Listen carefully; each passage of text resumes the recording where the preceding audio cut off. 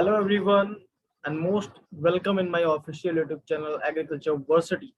And today we have present there with that second lecture of that weed science.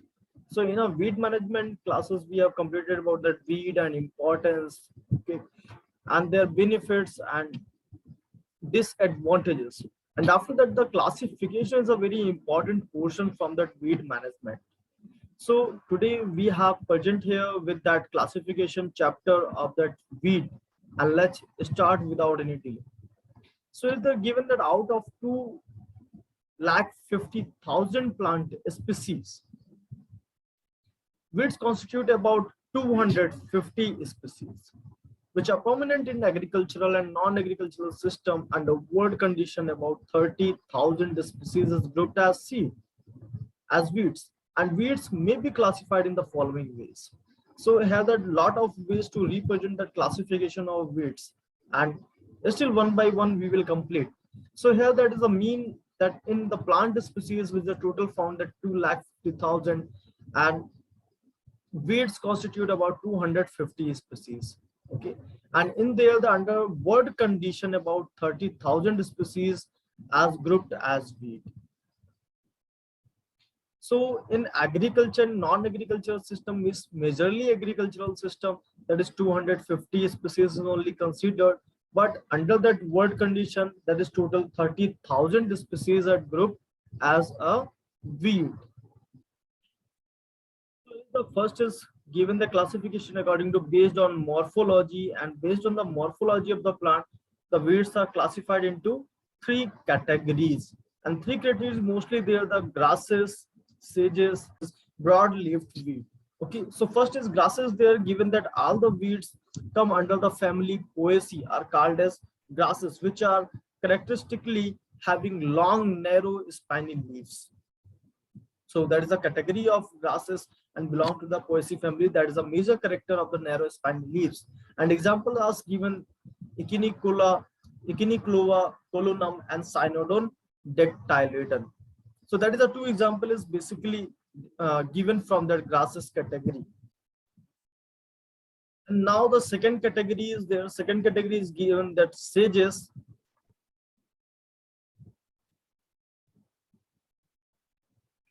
Sages and the weeds belonging to the family Cyperaceae come under this group. And these leaves are mostly from the base having modified stem with or without tubers. So that group is called sages, and examples are given here like a Cyperus rotundus and Fimbriastalis miliaceae. That is two examples given from the sages.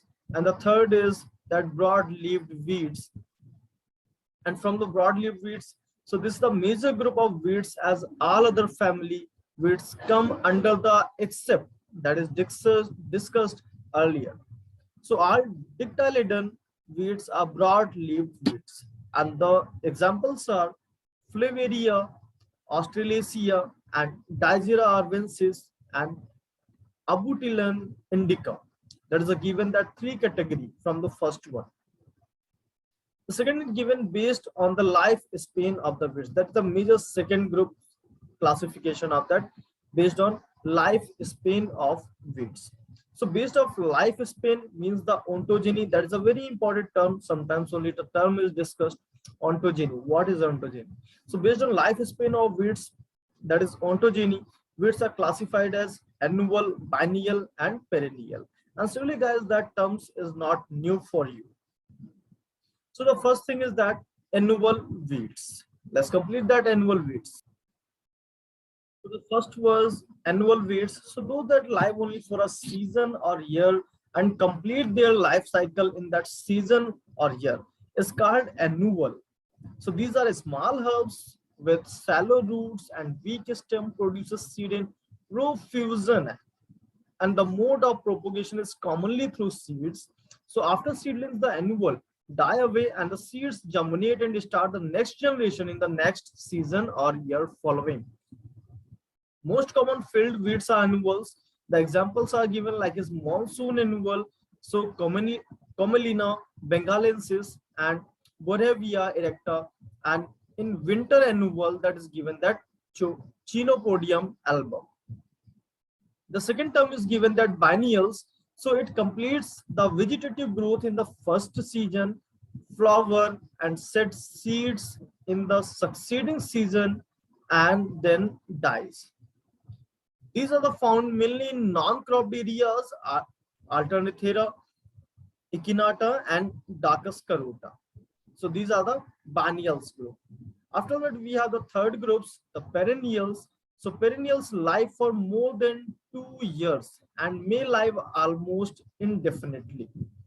They adapted to withstand adverse condition, and they propagate not only through seeds but also by underground stem, root, rhizomes, tuber, etc.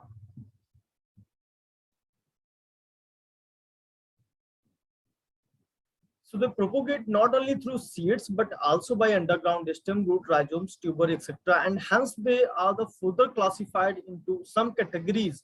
Like as first is given that simple perennials. The second one, bulbous perennials, carboperennials, creeping perennials, rhizome, stolon, roots, and tubers. So these are propagated and also divide in these categories. So simple perennials, plants propagated only by seeds like as Sonchus arvensis. Bulb perennials, plants which possess a modified stem with scales and reproduce mainly from bulbs or seed, like as from that Allium species. Corm perennials, plants that possess a modified shoot and fleshy stem and reproduce through corm and seed, that is known as Timothy species. And creeping perennials, so reproduce through seeds as well as with one of the following. And from the rhizomes, so plants having underground stem, so that is as an example sorghum halapens, and stolons, plants having horizontal creeping stem above the ground like a cynodon, dactylon. And roots, so by the roots, plants having enlarged root system with numerous buds like as convolvulus arvensis.